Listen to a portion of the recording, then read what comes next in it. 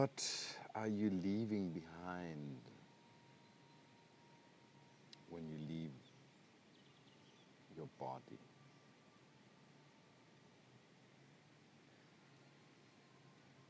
And I really ask that to you, for you to open that question. What is it that I'm leaving in this world as I pass on to the other level?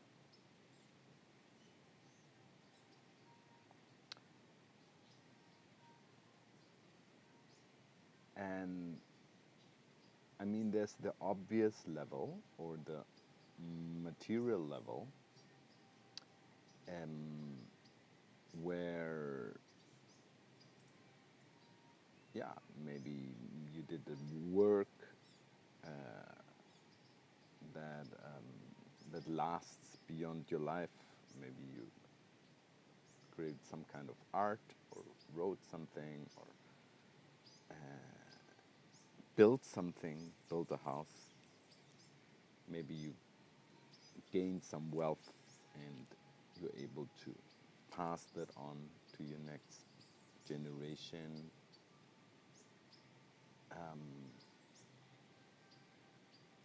Whatever you prepared in this life will be there also for your children, for other people, for people who knew you, maybe also for people who didn't know you.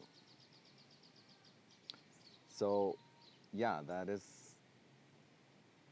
the visible level.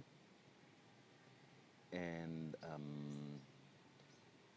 well, that's why people, before, when they know that they're gonna die, they want to bring things in order, and usually give it a lot of attention uh, to set everything right and put things into order. And there's a beauty to that and a knowing to that, because it's knowing that it's, yes, you're entering something where all of that doesn't matter anymore. Yes. And in the same time, everything matters. Really, everything matters. Like how you put everything together, how you leaving things behind you matters. Even throughout your life. You might go to another place, but how do you leave your heritage in that place, your remembrance in that place?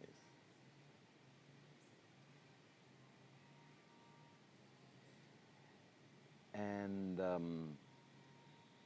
on the level of consciousness,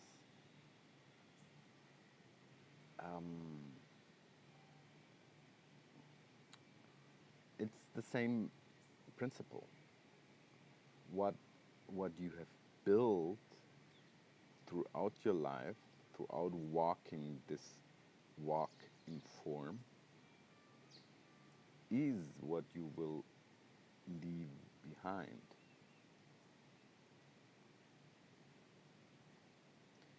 In the visible or in the invisible field. It's kind of that's the Akashic record of your life that will stay and that will be accessible for people. Maybe they never heard of you, but what you have moved through as consciousness, what you have opened to, what you have dealt with, what you have brought into balance, it's all available behind you.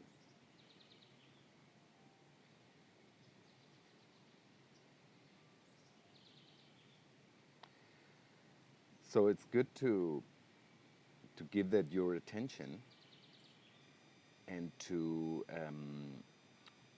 make that your a perspective within you.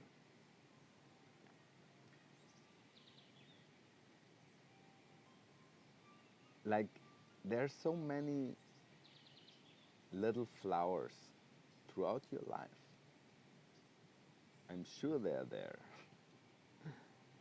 I mean, you must be really gross to not notice them, to just, well, maybe that's what you leave behind. If you just live to just put out, destroy every little flower, not letting any flower grow, and just being so terrible within, really, throughout your life, then that's what you leave behind.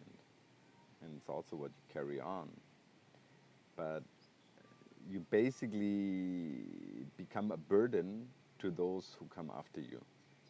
Because what you haven't dealt with in your life, what you haven't come to terms, what you haven't brought into balance, but what you have contributed in bringing that out of balance, negative karma that you created, it's there. Others will have to carry that for you.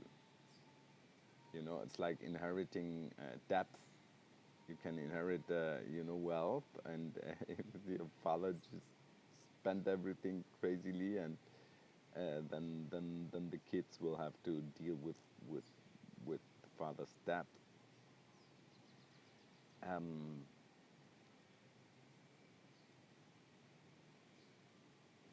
But even then, there will be some flowers, and just sense in throughout the life you lived so far, like, where are those flowers? Those flowers of the within.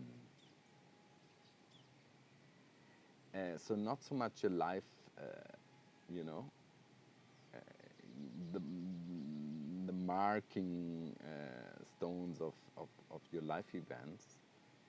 It's not much to do with that. It's about the inner world. Like where has the flowering come up, and you had this openness and the clarity of love. You were in the goodness, and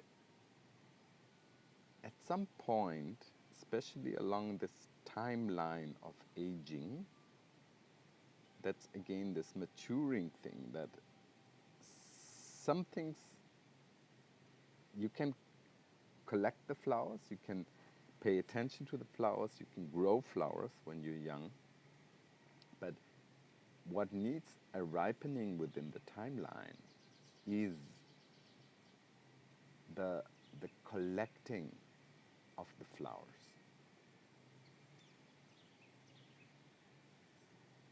So how are you collecting the flowers of all those points that have opened to you to build a really beautiful bouquet, flower bouquet? Like, it's your combination of flowers, which is another level than just having had those flowers. So you had those flowers, and there's one flower there, one flower here, one flower there. But if you come into that maturing and into that fulfillment, well, you're creating a fulfillment by putting those flowers together in a very particular way, in a way that they're harmonic to each other, which they will be, because if it's flowers of truth, if it's flowers of the heart, they're always congruent to one another. There's an inherent harmony in the garden of truth. And so how to bring these flowers together is how to create your own bouquet, and that is what you leave when you leave your body. You leave this here. And then you move on to the garden that you have built. Because with all of those flowers and all of those inner work that you have moved into as consciousness in your soul evolution in this life, you actually, on the other side, you're building your garden.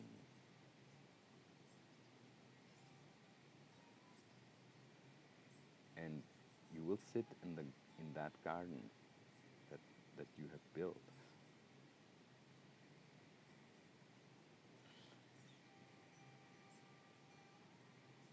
But as much as everything you do here echoes in eternity, also what is in eternity, what you are in eternity in your garden, echoes back into here. So your garden there that you've built here will be available for those here.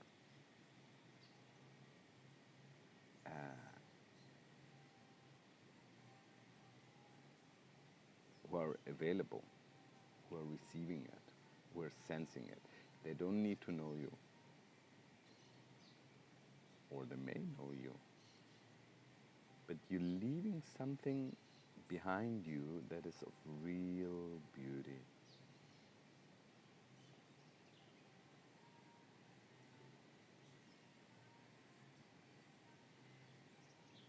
And there's a beautiful song in the Mexican tradition, in the moon dance